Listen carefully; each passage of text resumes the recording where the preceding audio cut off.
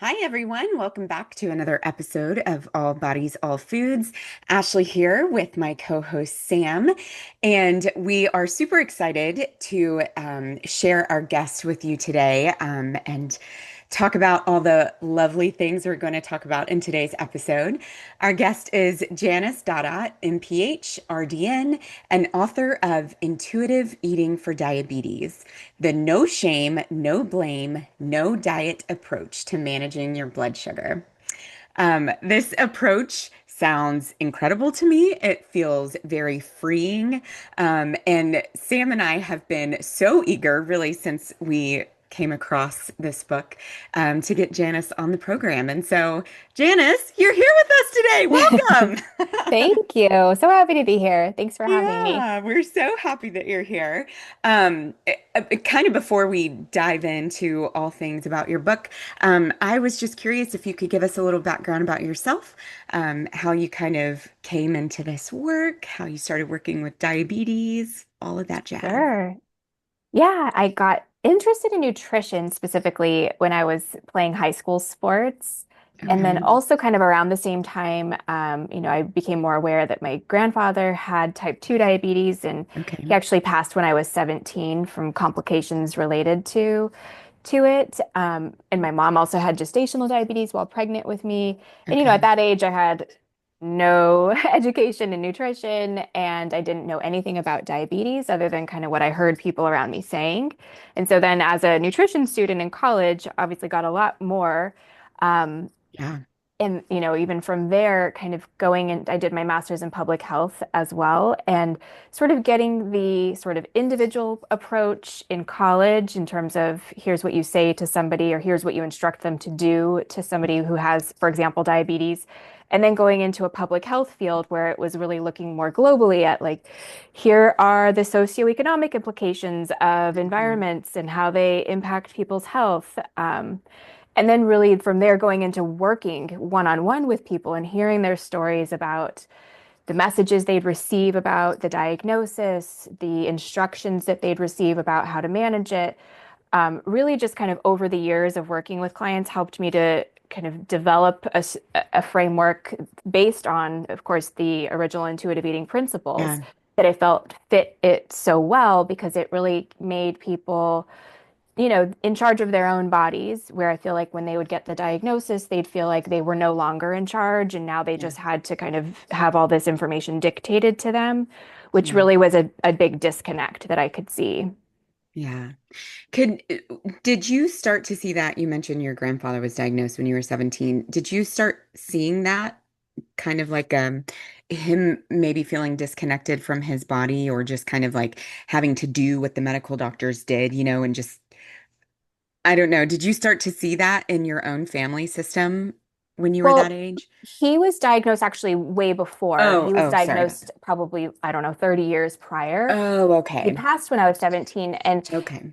I think I he I think what my I have been told, because I didn't ask a lot of questions and didn't really notice much, is he really didn't have a lot actually told to him, and maybe it was because he was in a thin Ah, body. I don't know. And he ha interesting. had some other factors that may have given him some biases towards his treatment. I mean, I'm speculating, but he also was very interested in nutrition himself. And I Mm. actually found in his belongings an old Ansel Keys nutrition book, which was really Wow. fascinating.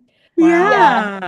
Yeah. So, my mom, I think, had shared with me that he wanted to try to manage it himself. And so Mm. I would love to, of course, ask him questions today, or really kind of be in the room when he'd gotten information about his diagnosis. But in addition, of course, the way that it's managed has changed as well. And, Yeah. in our field, we know much more about it at this point in time. So no, I don't think that I saw that, although I think others around him would be like, why are you eating that big bowl of cream of wheat? Or why are you Oh, eating, yeah. all Mm. that jelly? Or, things like that. I think others probably put their opinions on him. And my mom would say that she just didn't think he ever really understood exactly how, like, food and blood sugar worked, because he never had to check his blood sugar. He never really took medication for it. I Um, gotcha. but there were other consequences. Yeah. Yeah. When you kind of came into the world of nutrition, did you plan on specializing in diabetes care and eating disorders, or how did you kind of end up there? I think I ended up there. Definitely, I actually did not plan on specializing in eating disorders. Okay. Diabetes, I did always find interesting, probably because of that personal connection. And my Yeah. first job was at the VA, and I Okay. had also done my internship there, and we had Yeah. a large population of veterans who had diabetes. Yeah. And I did diabetes classes and I worked one-on-one with them in an outpatient clinic. And I wasn't really a fan of the way that it was sort of a one-size-fits-all approach to instructing people Hmm. on how to eat with the condition. And so I worked there for a couple years and then went into private practice where I kind of got the opportunity to develop my own strategies for how I'd help individuals Yeah. with diabetes, and that was also where eating disorders definitely showed up in Yeah. my office without necessarily asking, or kind of marketing myself as an eating disorder specialist. So I Hmm. did get more training from there because it was clearly a need and it was clearly something that people were struggling with. Yeah. Mm. Janice, you said something that really stood out to me when you were talking about your grandfather, and you said, I don't know if he got different information because he was in a thin body. Yeah. And I feel like it's hard to have this conversation today without acknowledging the quote Yeah. unquote obesity epidemic that we Hmm. hear about so much and its influence on medical Yeah. care. And in your book, there's a quote I want to just read here.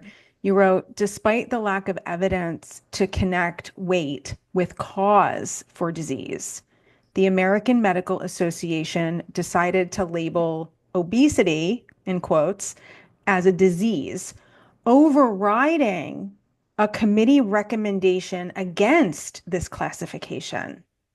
As a result, doctors were able to receive medical insurance reimbursement for quote unquote obesity management, opening the door for a standard of weight normative care, medical care that focuses on weight and weight loss as indicators of health and well being. And this is a really important quote, I think. I'm wondering what your thoughts are. How has weight normative care impacted the world of diabetes care? Yeah.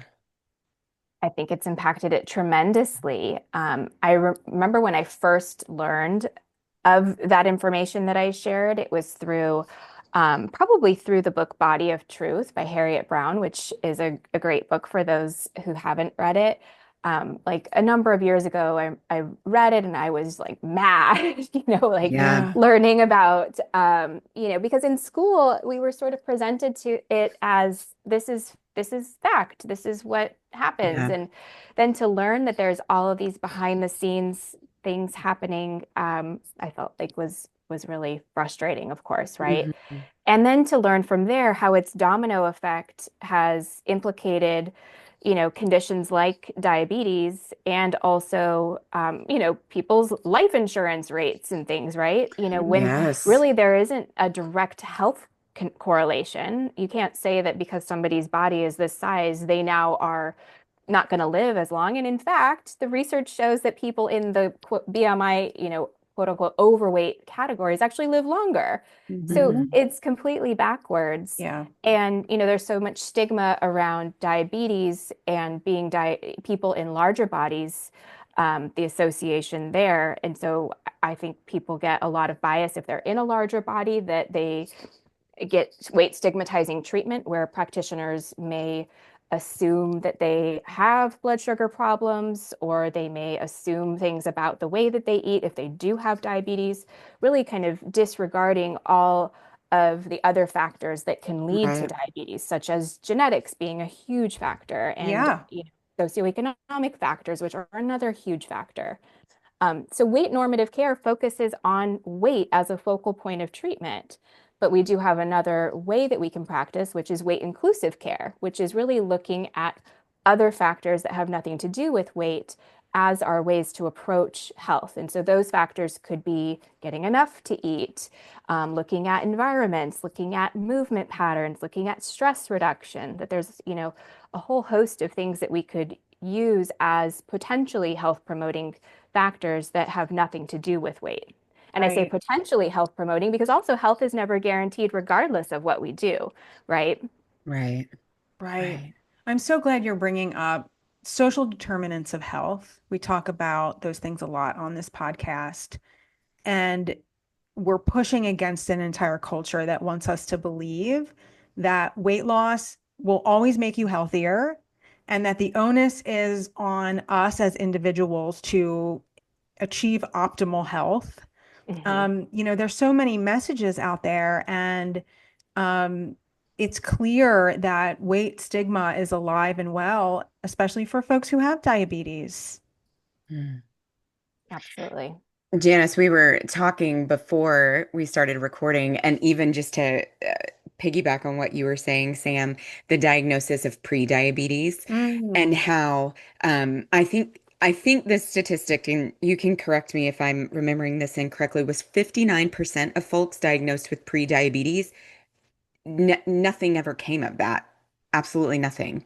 So for them to then engage in the quote weight normative care, which would suggest, weight loss and focus on their body shape and size, did absolutely nothing for them. Yeah, and I can, read a little bit more about this study Yeah. specifically. It was a 2018 comprehensive review that looked at 103 studies, and it showed that Mhm. most people in the prediabetes range never actually progressed to diabetes over any period studied. And in fact, your 59% was correct. 59% Hey of the there. prediabetes patients studied returned to normal blood sugar values in between 1 and 11 years without any treatment. So that meant Wow. they, essentially left them alone. It didn't give them, a medication or something like that, and that they actually were able to return to normal blood sugars without that intervention. And I think the argument that about prediabetes that can be made is if we start giving people medications for prediabetes that are truly diabetes medications, are we really just fast tracking them and essentially saying that we have a new cutoff for diagnosing diabetes? Because those aren't Mm. pre-diabetes medications, they're diabetes medications. Right.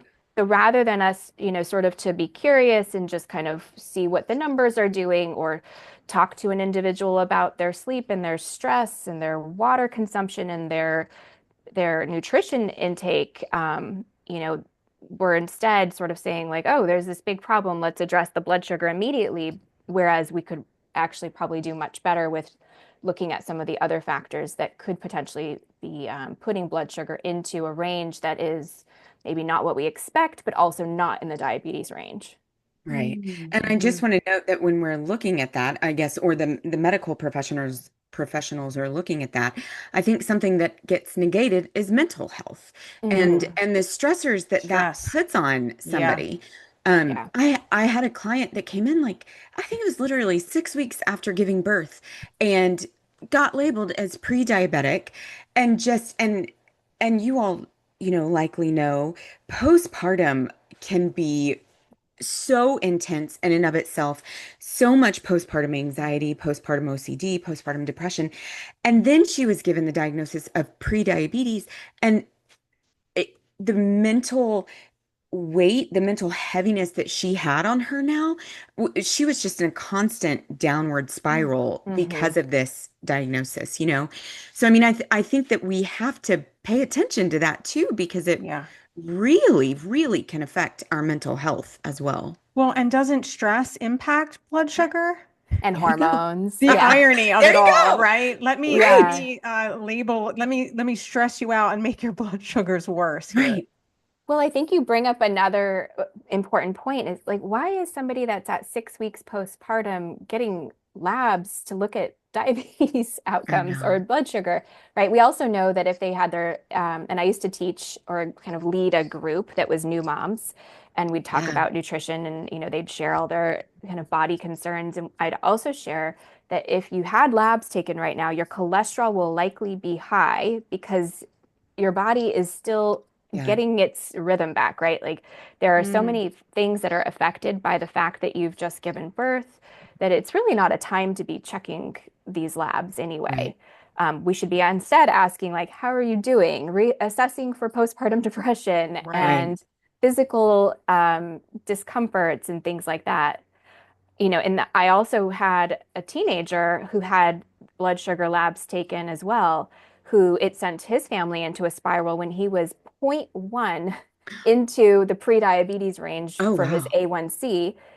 This was like, and I wrote about him briefly in the book. He was a varsity basketball athlete, also in a thin body, and was now restricting his food and felt like he Yeah. couldn't eat carbohydrates as an athlete. And, we could ask the first Mm, question, why were we ever even taking these labs? He's not presenting us with symptoms or reasons for us to be testing it. And also, we have to look at the big picture here. Do we really suspect that there is an issue? Would we really want to restrict carbohydrates in an athlete who's Right. growing still? right. Right. My mind goes immediately to now we're introducing all these risk factors to an Yeah. eating disorder. Yeah. You Yeah. know, they're restricting, if you're an athlete, you might even be in an energy deficit.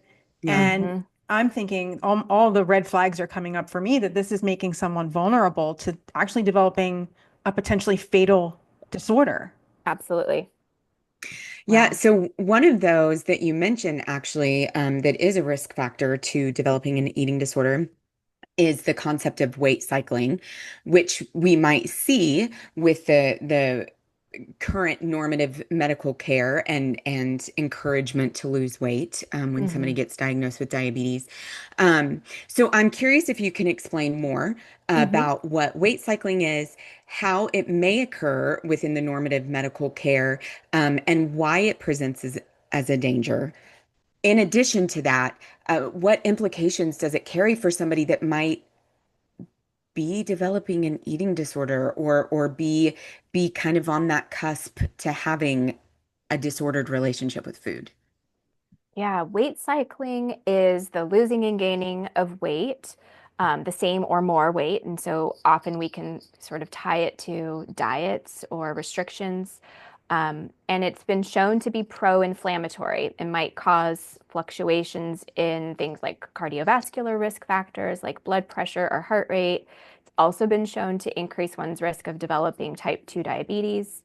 And it's really ironic because the prevailing notion is when somebody's diagnosed with type 2 diabetes, they are often told, regardless of, their body size, to lose weight in order to control their blood sugar. And so when this is repeatedly unsuccessful, it essentially puts them at risk of continuing the weight cycling over and over and over again.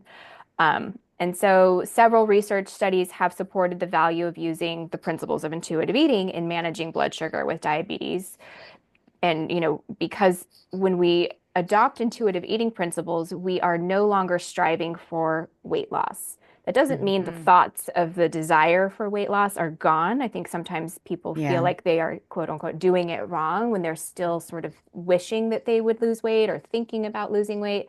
It simply means that we have put that off on the back burner. We understand that it's a thought which comes from diet culture and our programming, but that we're not pursuing it anymore. And that can help us to not weight cycle anymore, Mm. which essentially can reduce our risk. And so there was actually a study that looked at people with type 2 diabetes who weren't on insulin and found that intuitive eating was associated with an 89% lower chance of having poor glycemic control, while another Wow. found that it increased body satisfaction, which makes sense Wow. because we are kind of coming to a level of acceptance. So weight cycling is correlated with negative metabolic health outcomes, so including diabetes, like I mentioned, and heart disease. And so if somebody's feeling worried that they have weight cycled because they've dieted in the past or they've had a past eating disorder, or they've restricted, I certainly can understand that worry. And our best option at the moment is really to just try to remove the continued pursuit of weight loss or body changes so that we stop doing the weight cycling, right? mm. Mhm. So weight cycling and we hear this term yo-yo dieting. Are these Mhm. terms interchangeable? Because I know the public might be more familiar with the concept of yo-yo dieting. Yeah. Yeah, I would say they're interchangeable because they sort of lead to the same effect. So we're Right. describing, the starting of a diet. Maybe there's some initial weight loss. Oftentimes people will say that they've, lost the most weight on their first diet, which I think really allows them to think that it's a possibility. They blame themselves when it doesn't work. And by Mm, work, I mean that they regain their weight. Yeah. And oftentimes more than they actually lost. And so then they start again or they try something new. And since diet culture is so sneaky and clever, everything gets renamed and repackaged. And so people think that it's new when it's really all the same stuff, just packaged differently. right. Hmm. Right. Exactly. So I'm glad you brought up intuitive eating, and I was hoping we can talk a little bit about that. I was wondering, your book is the no shame, no blame, non-diet approach. And it sounds like you were really inspired by the work of there's a book called Intuitive Eating, Evelyn Tribole. Tribole. And I was wondering, were there parts of this work that really inspired you? And, how did you come up with this idea to write this book? Yeah. So I've known both Evelyn and Elyse, the co-authors of Intuitive Eating, for many years. Actually share an office suite with Evelyn. We have our own Oh, spaces, fun. but so we bump into each other from time to time. And Elyse actually wrote the foreword of this book. And so I did a lot of training with them over the years when I was a younger dietitian, and I am a certified intuitive eating counselor. So I was familiar with the research. I was also familiar with using this approach with clients and knowing Hmm. that you know, um, it felt like a compassionate approach that really led people to better nourish their bodies, to heal their relationships with food. And I also have been a certified diabetes educator, or now called certified diabetes care and education specialist. Hmm. Um, Lengthy. And so I've been both. And I had a client, and I've had many clients who have been like, "Can I do both together?" And my answer Mm. was absolutely, you can do both together. And so I actually wrote of three of such clients in the last chapter of the book who were willing to kind of allow me to share more details about their journey with both having diabetes and eating intuitively and working on the intuitive eating principles. Um, and so that kind of made me interested in providing this information on a bigger spectrum, right? So that more people could understand, Hmm. how do you do this? Um, and so that's kind of how I arrived at this method. Um, yeah, Yeah. Would you be willing, could we walk through kind of the four pillars of this care, and could you share with us about those? yeah, sure. Okay. Okay. So, oh, go ahead. Yeah, I was just going to say, so number one, establishing a diet-free mindset as the first pillar of intuitive eating for diabetes. We've talked a little bit about that. Anything else you want to add to it? Yeah, so I mean, basically in this pillar, we're looking at the 10 pillars of intuitive eating, or 10 principles of intuitive eating. Look, using the intuitive eating assessment scale, which is now in its third version, which was developed by a researcher named Tracy Tilka and her colleagues at the Ohio State University. And then also exploring eating styles that may undermine intuitive eating. So Okay. this is where somebody's really assessing, like, how does a diet mindset or past dieting experiences or my thoughts around food or my body impact my ability to be intuitive? Yeah. Mm. That sounds like that might take some work. it it's a principle that may people may want to stay with for a bit, or they Hmm. also can come back to it. I Yeah. actually often have clients who, sort of make their way through the different aspects of intuitive eating and then find themselves needing to come back to principle one, which Mm. is about rejecting the diet mentality because something may have happened in their life. They may have had another Sure. doctor's appointment, or they may have had a baby, or they may have a Yeah. friend who's dieting, right? That there's things that may make them question what they're doing, that they want to go back and remember, oh, here's why I was rooted in a Yeah. diet-free mindset.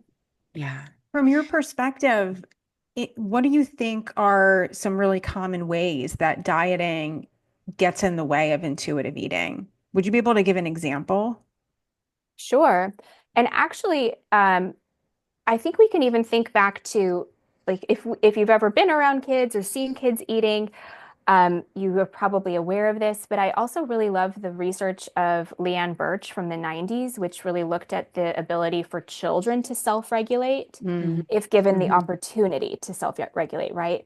And so this study demonstrated that kids often um, eat inconsistently meal to meal, but that their intake over the course of a day was actually relatively consistent from one day to the next. And Mhm. so it really kind of establishes this like ability or this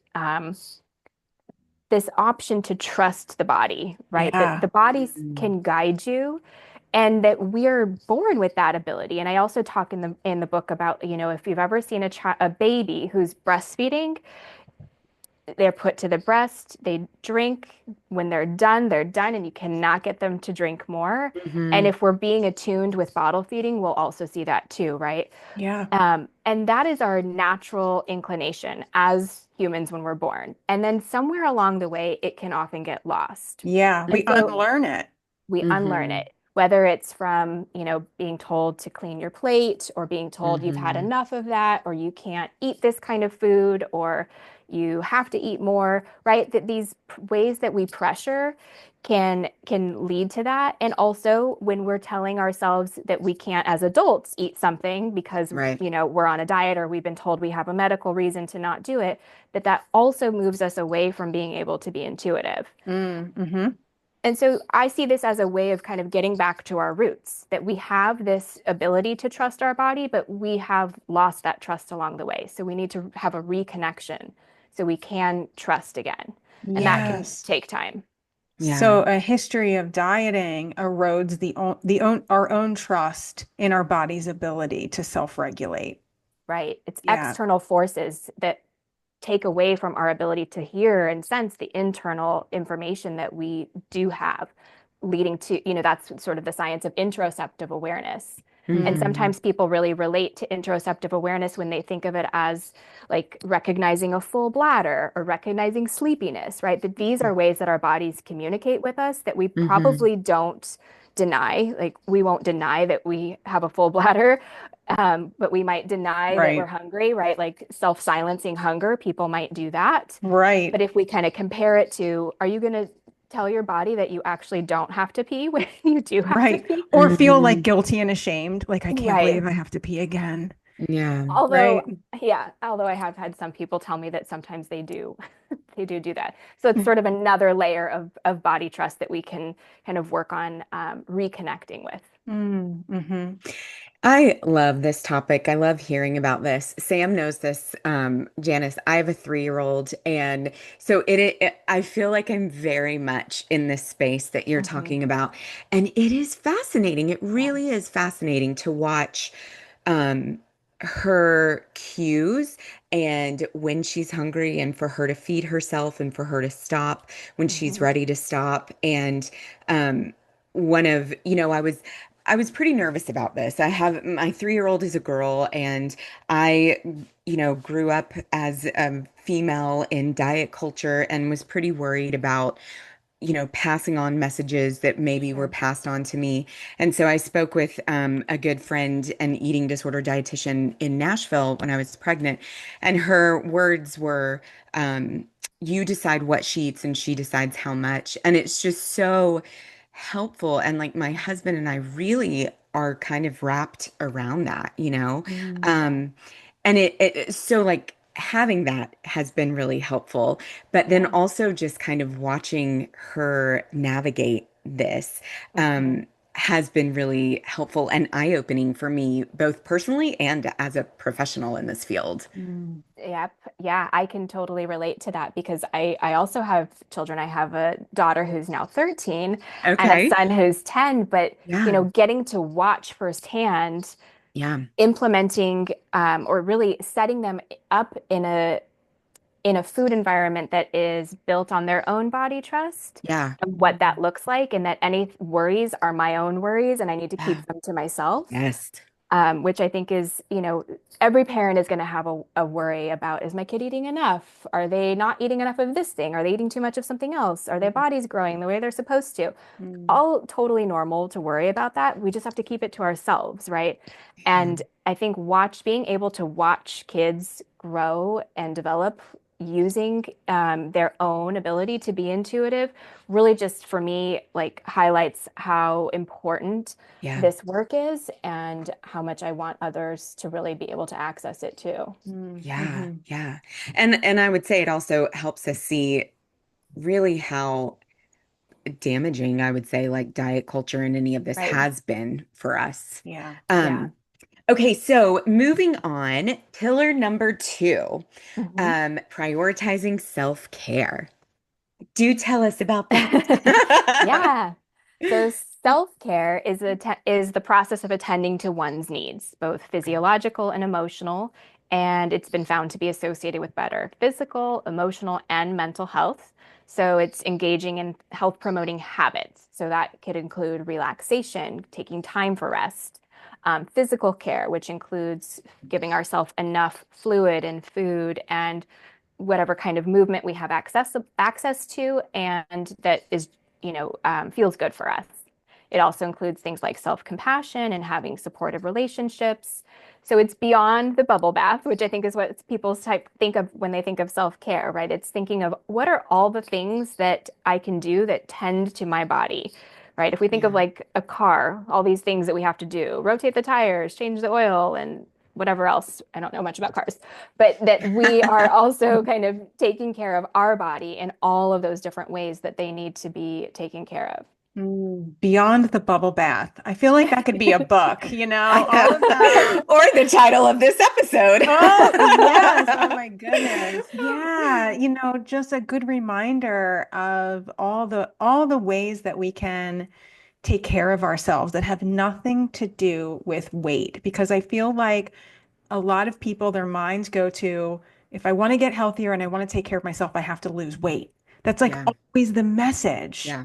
Mhm. And self-care, I mean, even learning how to express your emotions and express your needs is part of self-care. I think a lot of people forget the Mhm. psychological aspects of self-care.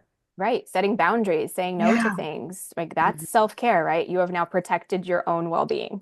Yes. Well, and what I also think people forget is that how self-care impacts our hunger fullness cues and our intuitive eating and our need to Absolutely. nourish ourselves. Like this is, Mhm. I think this is awesome that this is one of the pillars is self-care. Yeah. Yeah. Self-care. Yep. Okay. So number three, focusing on gentle nutrition. Can you tell us Mm, more about that and what does yes. that What Yeah. mean? what does that mean?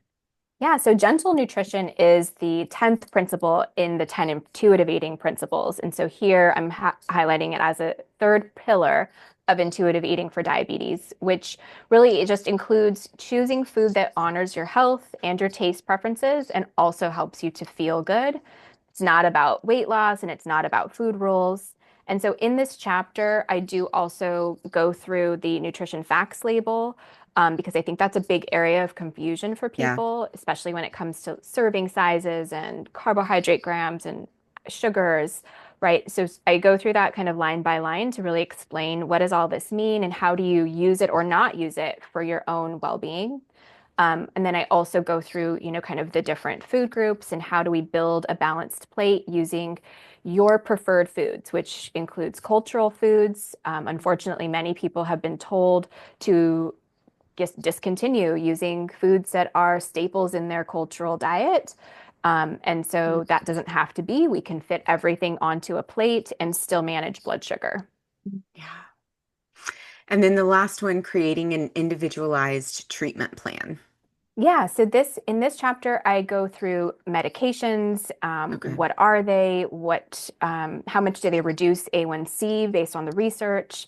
Lab tests, dietary supplements. Hmm. Not an all-inclusive list of dietary supplements, but I review a few that are kind of hot topics and that do have some evidence behind them. Um, Okay. and so really kind of reviewing some of the factors that somebody can take to their clinician and kind of play an active role in their diabetes treatment decision making so that they don't feel like they are being dictated to, but instead it's more of a partnership. Yeah, Right. that's awesome. Collaborative, individualized. You talk a lot about, finding a diet-free lifestyle that works for you. And what did you mean by that exactly? Yeah, so those four pillars were in part one of the book, and then part two is all about taking that and finding the diet-free lifestyle that works. And so that includes things like self-advocacy and partnering with your healthcare team. So that might mean setting boundaries, and I do include a resource to a letter that can be shared with a Mm. healthcare practitioner, Mhm. which, outlines some of the research behind intuitive eating and diabetes management together. And so that can be used if somebody would like to. Also, diabetes care your way, which can mean using foods that are going to be in cost, that are going to be cost effective. I go through some budget friendly food finds. Um, Also talk about body image in this chapter. And so, like I mentioned, it might mean setting boundaries with clinicians and vocalizing needs so that you don't come into an appointment feeling like, well, I didn't get any of my questions answered and I was just sort of talked to.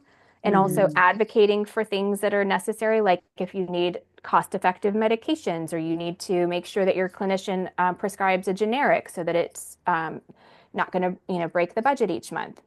And then Right. also I talk about values. So how does somebody kind of figure out what's important to them so that they can Yeah. do the things that are in line with their values?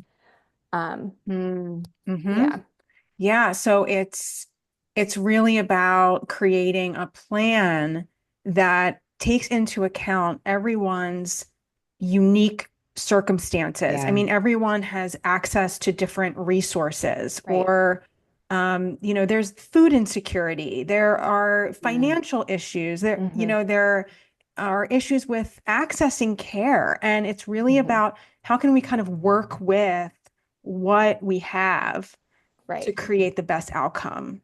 Right. Yeah, I do talk a little bit too about insurance coverage and ways that you Mhm. can find coverage with this, and also some of the information about like insulin, because there's been a lot of fluctuations in terms of insulin pricing and coverage.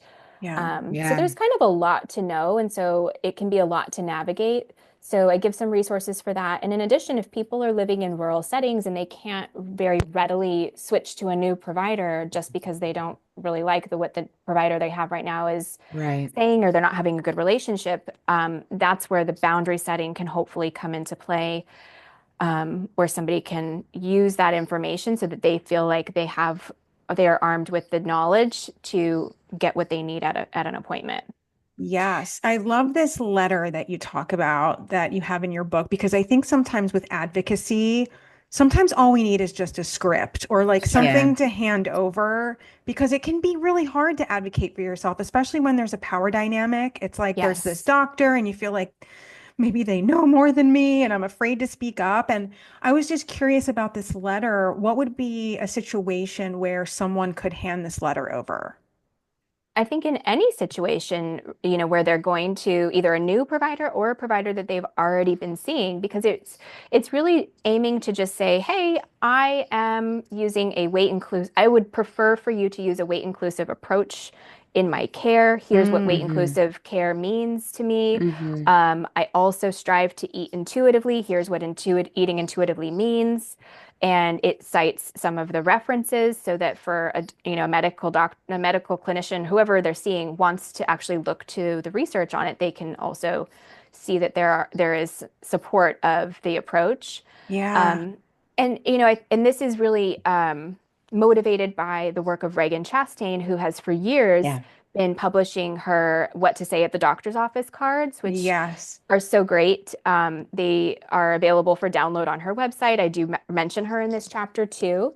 And it's really just a very simple boundary setting exercise that she's had. So she has always said, like, you could either hand these over, you could say them yourself, and so I think whatever feels available to the individual, sometimes you're right. When you get in the room, there's a power dynamic and you no longer feel like you have kind of the ability to carry out the plan that you had in Yeah. your mind. So having it Yeah. printed out can be helpful because you could be like, here's what I wanted to say to you. Yeah, so it's a Yeah. tool that you can use at the outset with really Mhm. any treatment provider just to Yeah. make it Mhm. super clear what your needs are, what your expectations are, and Yeah. so that you can work together in the best way possible.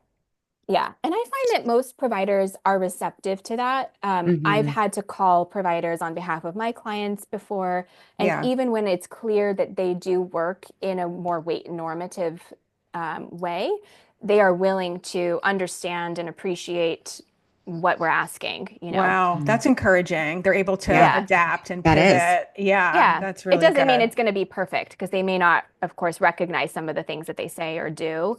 But Mhm. sometimes they just don't even realize that, oh, the scale being out in the hall for everybody to see and you asking somebody to get on the scale, they may not recognize these practices until they're really brought up to them. So in some Yeah. ways, Right. this can be a way for things to shift potentially in a provider who does want to, treat their patients well and cares about their patients, which I think most providers do, right? That's why they got into the field. Absolutely. Yeah. Yeah. It increases awareness of Hmm. what's going on and how they can change what they're doing. Right. Hmm. Janice, I'm holding the book. Oh, you can't see it. There it is. There it is. Right now, I've been just referencing it as we've been talking. And first of all, I just want to say, as you know, I don't have diabetes, and I found this so incredibly helpful. And I don't think that we have to have diabetes to read this book. So I just want to say that I think it's pretty incredible. Um, Thank you. Also, it feels very freeing to me to kind of live by these pillars and the intuitive eating principles that we've referenced here. And it's so fascinating because it feels like in weight normative care with diabetes, the one and main goal, we get pigeonholed into, again, it's just the weight loss. The weight loss is Yeah. going to fix everything. The weight loss is Right. going to fix everything. And that to me feels very like boxed in and restrictive. Right. This feels like freedom, like it just feels incredible to me. So, Thank you. anyway, I guess all that to say, would there be anything else as we kind of wrap up that you would want to share with our listeners? Anything else that you would want them to know about your book or about taking care of themselves in this weight inclusive care with diabetes, with pre-diabetes, all the above? Yeah. Well, I'm so glad that it landed that way for you because I, Yeah. I do think that it can certainly be helpful to somebody who does not have diabetes. You Yes. could kind of insert another medical condition in there for Yes. sure, or you could just kind of use it as a way to approach, navigating the world of healthcare Yeah. as, we're all probably going to encounter an Yeah. interaction that maybe feels judgy or it feels very like we're being dictated to. And so I would say if somebody's ever had high cholesterol or another lab that's out of range, I mean, even Yeah. going to the dentist can feel Yes. like that sometimes, right? Like, Yes. um, so, I do hope for it to feel like a supportive way to feed yourself, to take care of yourself, regardless of what medical condition you have. And Yeah. it's certainly not saying like forget about your blood sugar numbers or forget about, Sure. your lab results, but it's addressing that we can address those conditions and those concerns in a number of ways that don't have Yeah. to focus on weight loss or on restricting foods. Yeah. Um, so, great place to start is by thinking of how can I be more self-compassionate and really Mm. rejecting those tactics that are rooted in diet culture, right? And it's challenging in the culture that we live in because our culture is obsessed with thinness and Yeah. also wellness and health pursuits are often diets in disguise. So we have to Yeah. Mm. be a little bit more have our detective hats on to figure out how to navigate that. So And hopefully this can help. Yeah. can I just add, so that self-compassion piece, I literally had a client this morning. We were talking about this high cholesterol. And And the self-compassion piece, I think one of the best ways that that can be incorporated is to say, why would my brain not have taken me down this need or desire to lose weight? Because that is literally like the messaging that's like thrown at us. Yeah. Mhm. So I just want to acknowledge that again and say like, y'all, please practice self-compassion because it no wonder. I mean, we live in a society that is so weight-centric and fat-phobic. And so, of course, these are the messages that we might even send ourselves initially. Right. And then as we grow in our tools and we can reject that messaging, Yep. we begin to grow. But I just wanted to make that note on the self-compassion. I think it's so Yeah. critical. Mhm. Absolutely. Yeah. Mhm. Saying things to ourselves like other people struggle with this too. Like it is Yeah. not just me. It is not something I've done. It is something that others are also experiencing. Yeah. Right. That's so validating. Janice, thank you so much for being here. I've learned so much. We're so appreciative, and we're just so happy to alert our audience that your book is available. I think it can help so many people. Yeah. Thank you so much. It was great being here.